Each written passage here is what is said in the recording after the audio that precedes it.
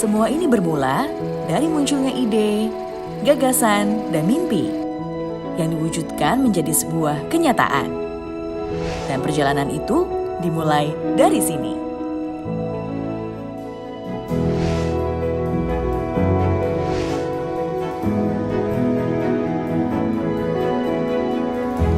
Berawal dari mimpi dan ketulusan terdalam, Indomaret hadir di tengah masyarakat untuk memenuhi harapan dan kebutuhan.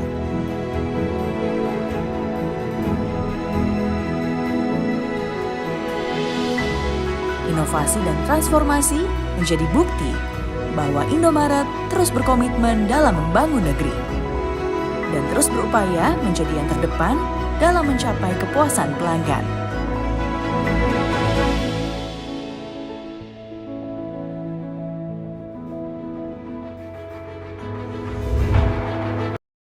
Indomaret merupakan jaringan minimarket yang menyediakan kebutuhan pokok dan sehari-hari dengan luas area penjualan kurang dari 200 meter persegi. Toko pertama dengan nama Indomaret dibuka di Ancol, Jakarta Utara pada tanggal 20 Juni 1988, dikelola oleh PT Indomarko Prismatama. Dan pada tahun 1997 perusahaan ini tuh mengembangkan bisnisnya melalui gerai waralaba pertama di Indonesia setelah memiliki lebih dari 230 gerai. Jumlah gerai hingga tahun 2015 adalah 11.400 gerai dengan rincian 60% gerai adalah milik sendiri dan sisanya waralaba milik masyarakat. Sampai dengan bulan Juli 2022, jumlah gerai sebanyak 20.000 gerai.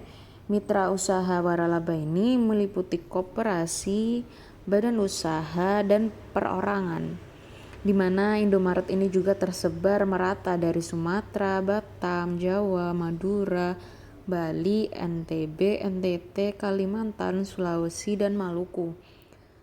Setelah itu, awalnya Indomaret ini tuh sebagai minimarket yang menciptakan konsep titik penjualan yang dekat dengan tempat tinggal konsumen. Namun, seiring berjalannya waktu dan kebutuhan pasar, sudah terdapat toko di berbagai tempat, mulai dari perumahan, toko perkantoran, wisata, hingga perumahan. Dengan visinya yaitu menjadi aset nasional dalam bentuk jaringan retail waralaba yang unggul dalam persaingan global. Nah, kalau misinya itu meningkatkan pelayanan terbaik sehingga kepuasan pelanggan utama yang harus dapat dipenuhi disampaikan ke pelanggan melalui moto mudah dan hemat. Saya akan membahas problemnya dan fishbone juga di slide berikutnya. Kami akan terus berupaya untuk menjangkau dan memenuhi kebutuhan masyarakat hingga ke pelosok negeri. Halo semua, perkenalkan namaku Josephine dengan NIM Agir 037. Baik, pada kesempatan kali ini saya akan menjelaskan tentang implementasi vending machine untuk mengatasi neraca keuangan Indomaret yang tidak seimbang. Selanjutnya saya akan membahas tentang permasalahannya.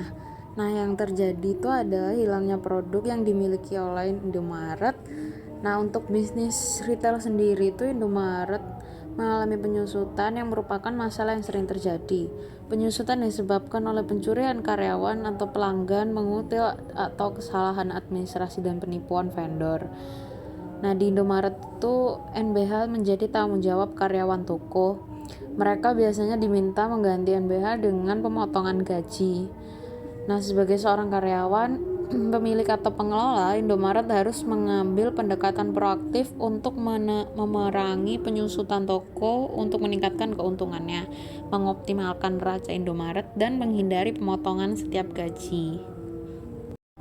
Topik yang sering muncul di berbagai media yaitu pencurian yang terjadi di Indomaret. Nah, contoh kasusnya itu adalah yang terjadi di minimarket Lubuk Linggau yang pada tahun 2020. Nah, ini tuh modus operandi para tersangka adalah berpura-pura belanja, di mana ada satu tersangka yang bertanggung jawab untuk menarik perhatian kasir dan 2 tersangka lainnya mencuri barang dagangan dari Indomaret. Mereka mencuri kebutuhan sehari-hari rumah tangga. Nah, contoh kasus kriminal lainnya itu ada pelaku pencurian yang ditangkap telah mencuri susu kemasan di Indomaret dan beraksi hampir di seluruh Indomaret di kota Banyuwangi. Nah, modus yang digunakan pelaku itu adalah berpura-pura seperti pengunjung lainnya dengan membeli barang yang lebih murah, tetapi dia mencuri susu seperti yang harganya di atas Rp100.000, di mana barang curian disimpan dalam tas pelaku. Selanjutnya, susu hasil curian dijual ke toko-toko kecil yang dengan mudah dicari karena pelaku memang berprofesi sebagai sales agen di Banyuwangi.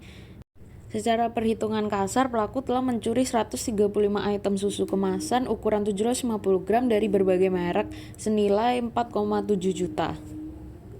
Terlihat jelas dari contoh-contoh yang sudah saya sebutkan bahwa karyawan kurang dapat memantau kondisi Indomaret dengan jelas dan teliti sehingga berakibat pada kerugian Indomaret itu sendiri, terutama gaji karyawan yang selalu dipotong dari NBH-nya.